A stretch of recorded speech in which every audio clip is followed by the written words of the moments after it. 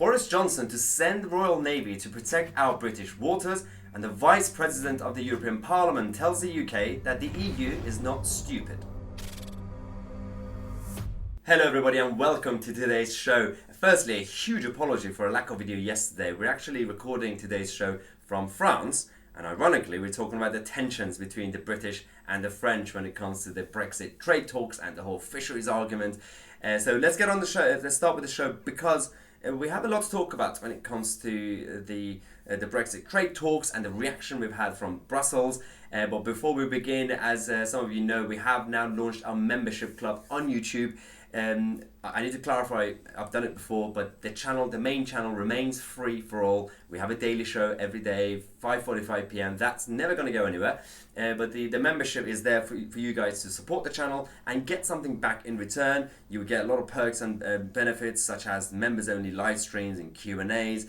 You'll have exclusive content. It's sort of topics that we can't really talk about on the main channel, but we want to do it for the exclusive members, and also regular face-to-face meetups and social events. You might be able to find the join button next to the subscribe button on the main page, but if not, then you could just go on youtube.com/Tousi/join, and you should be able to find the details there. Now, let's talk about the French.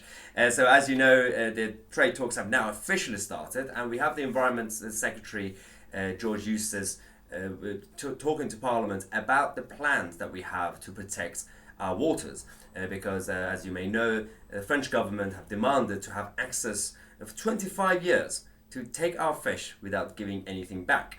So this is George Eustace talking to Parliament about his plans. Do you think there is any possibility that a financial arrangement is the answer to this? I mean, the European Union pays for access to Greenland waters.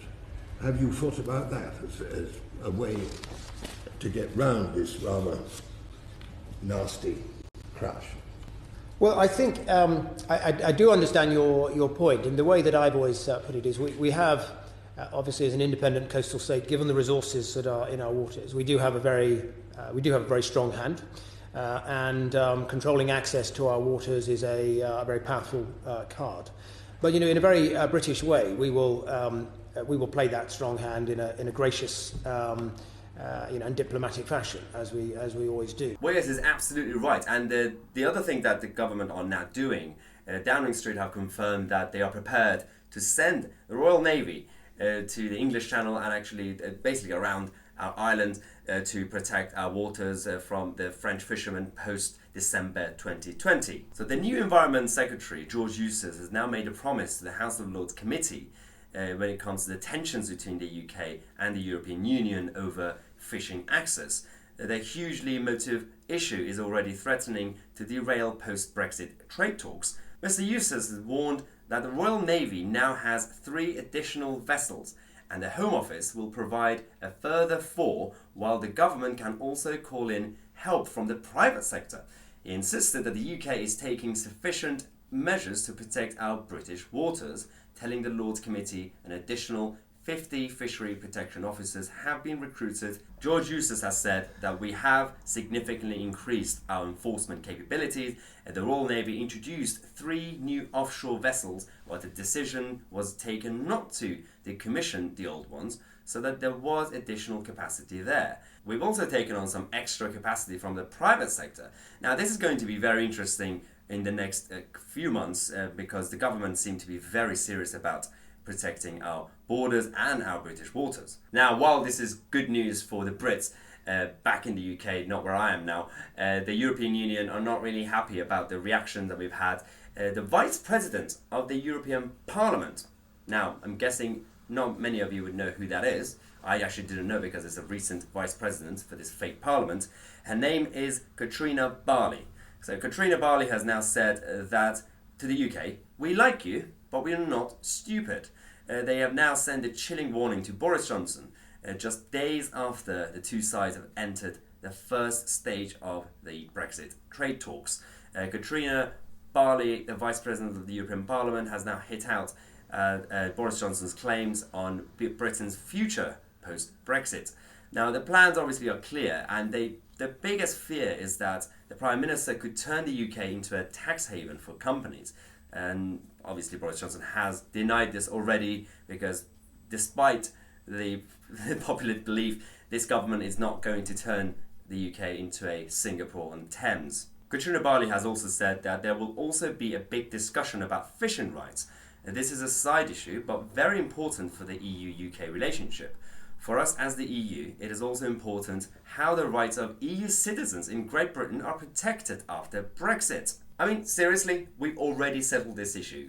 When it comes to citizens' rights, the EU citizens in the UK and the UK citizens in Europe, we have already part of the withdrawal agreement. Both sides have agreed, and they will implement their policy. These people are just playing games. They're going to use these cards to push our hands. I don't think it's going to work. And the fact that she's going out there and criticising the UK government trying to turn the UK into a tax haven, well, fortunately for the EU, our government are not really that right-wing when it comes to economic policies. This government is actually, technically speaking, pro-tax and spend. At least it's not as bad as New Labour, but it's not your typical Thatcherite free market government. So don't worry about that. The UK will not become a Singapore on Thames. At the same time, we do have a good new negotiations team, and David Frost, who's heading this team, is very serious about not making the same mistakes as we did under Theresa May. Now, David Frost has said that the British negotiators will not try to repeat the same mistake that the Theresa May's government did when it came to the initial negotiations. He has told the senior Conservative Party members to forget attempting to divide the EU member states in a bid to ramp up pressure on Brussels, because during the previous government, Theresa May's negotiations team, what they did was to rely on Germany's Angela Merkel to make a late intervention in the negotiations to maintain access to Britain. And what happened was, at the end, the European Union seemed more obviously united, and they had the upper hand at the time. So it's still early days, because the negotiations officially have only just started last week.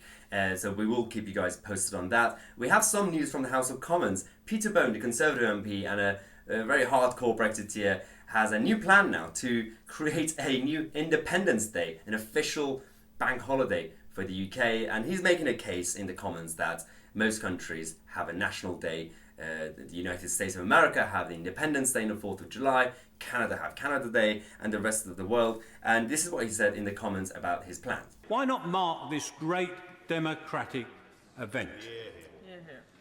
Finally, Mr. Speaker, why don't we celebrate our United Kingdom?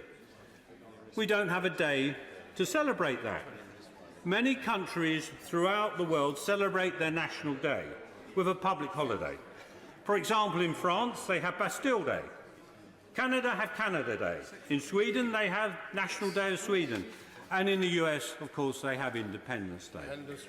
There is no day in the year where we celebrate the union of our great four nations as one united kingdom. So a lot of Brexiteers will definitely support his proposals. So it depends how this potential bill actually goes through the House of Commons.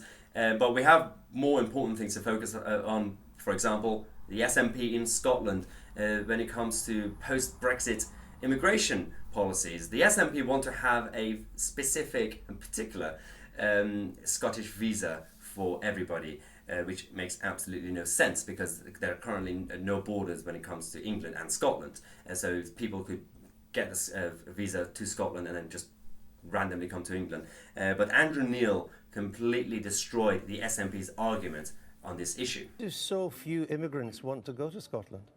Yeah, there are plenty of immigrants want to go to Scotland. Actually, there's not proportionally. In 2018, your net migration figure was 10,000. For the UK as a whole, it was 240,000. It's not why is it not a popular destination for immigrants? It is popular, and net so migration. Why did only net 10,000 go in 2018? Well, I think every region outside London in the southeast will come up against quite a tough challenge in competing with London for its fair share of migrants. But we know that if we had control over migration and we were able to introduce flexibilities, which I think a lot of Scottish businesses are asking for. I mean, the SNP government are showing a perfect example of how governments, generally speaking, are bad at running things. Even the UK government as a whole are not really that competent. You've seen what happened with Flybe. Flybe and now obviously collapsing again. as the statist strategy has now failed. According to Guido, the Tories are learning the lessons of old-fashioned one-nation Toryism even faster than we anticipated. Flybe has collapsed, and while Treasury sources from the time told Guido that the government's deterred tax arrangements were used by hundreds of thousands of companies, this special treatment for a specific company inspired calls from the rest of the industry for the same leeway. One nation Tories will eventually run out of other people's money. Socialism! So this is your typical one nation government. This happens when you have incompetent people advising our elected government. But there are also other things that's going on when it comes to the swamp of the Westminster establishment. IPSA, who's in charge of setting the MP salaries and the staffers, have come up with the new plans for the salary increases. So MPs and their staffers are now going to get a raise, but MPs are the reaction we've had, because the difference between the MP salaries and the staffers are not really fair or equal. People are kicking off. So MPs are now to get above inflation pay rise 6 times as much as staff members. They are now going to get a 3.1% pay rise at a time when inflation is running at just 1.8%. So their stonking increase takes politicians' salaries up to £81,932 a year, which according to the IFS puts them in the top 2% of earners in the UK. To top it all off, parliamentary staffers are only receiving a 2% pay rise, an increase of just 0.2% in real terms, while MPs are getting more than 6 times that. Parliamentary authority is justified by saying that this is in line with public sector guidance. But that's just my opinion. So let me know, you guys, in the comment section, what you guys think about this whole situation between about the MPs and the staffers, the pay rise. Put a comment below. I'm actually going to also do a poll on Twitter about this. So if you want to follow me on Twitter, it's at Tousi, and also my Instagram details are also down here. I'll do a poll on Twitter as well, so I get your opinion on that. As I said before, this channel will remain free for all. There's not going to be a paywall. We have a daily show at 5:45 p.m. So make sure you subscribe to the channel and click on that bell next to it. We do have our new membership club. The link is in the description, or you might find the join button next to the subscribe button on the channel. It's just youtube.com/myotc/join. You will get a lot of benefits and perks, including having live access to me and messaging, but also exclusive content, videos that we can't really talk about on the main channel, but they actually affect us, our culture, our society deeply. So if you want to support the channel and get something back in return, check out the link in the description. And as always, I'm Tousi. I'll see you guys back in London very soon.